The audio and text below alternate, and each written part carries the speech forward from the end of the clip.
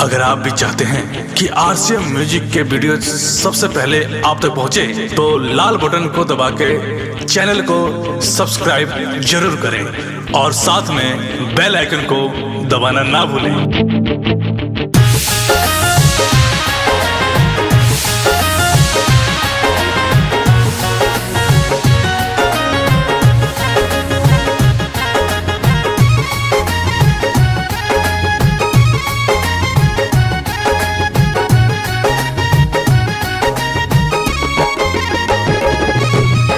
सुतलो पाओ करना मिलत हुई चैन हो, हरे घड़ी हमारे लाए हुई बेचैन हो।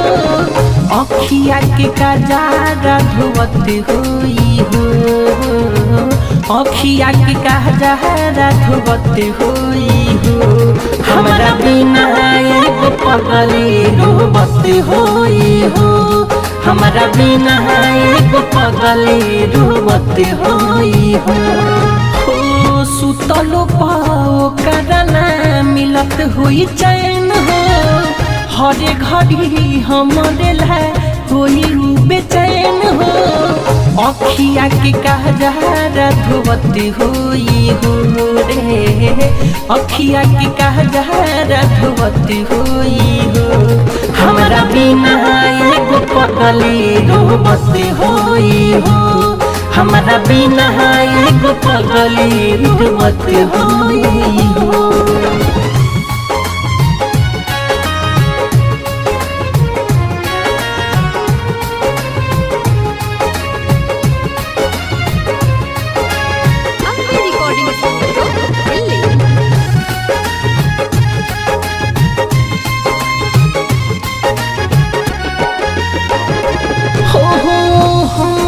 के देखे हरदम खिड़की के छेद से हाथ कटले रहे हमरे चलते ब्लेड से।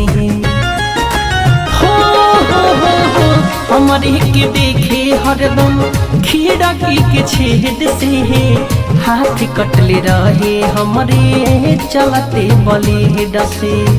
हाथ कटले रहे हमरे चलते ब्लेड से। कैसे निकाल पाई हमारा के मन से, हमरे से प्यार करे ले बचपन से।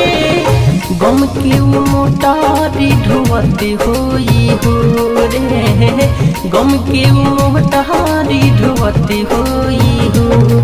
हमारा बिना एगो पगली रोवत होई हो, हमारा बिना एगो पगली रोवत होई हो।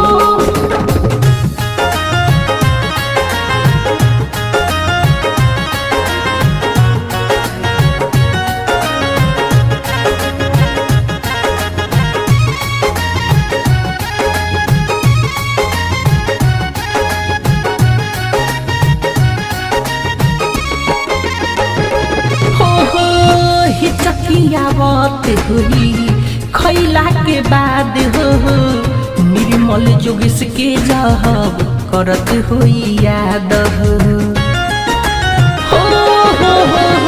हिचकियावत हुई खैला के बाद हो, निर्मल जोगेश के जब करत हुई याद हो। निर्मल जोगेश के जब करत हुई याद हो।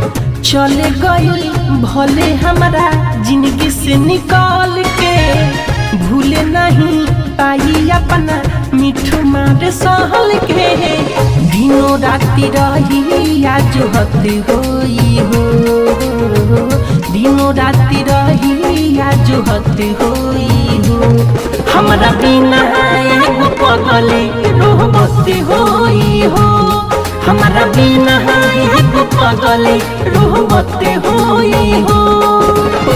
सुतलो पाओ करना मिलत हुई चैन हो, हरे घड़ी हमारे लाए हुई बेचैन हो। अखिया के कजारा धोवत हुई हो रे, अखिया के कजारा धोवत हुई हो। हमारा बिना एगो पगली रोवत हो। हमारा बिना एगो पगली रुवत होई हो। डाउनलोड कीजिए RCM music official app play store से। RCM म्यूजिक के सारे ऑडियो वीडियो डाउनलोड करने के लिए।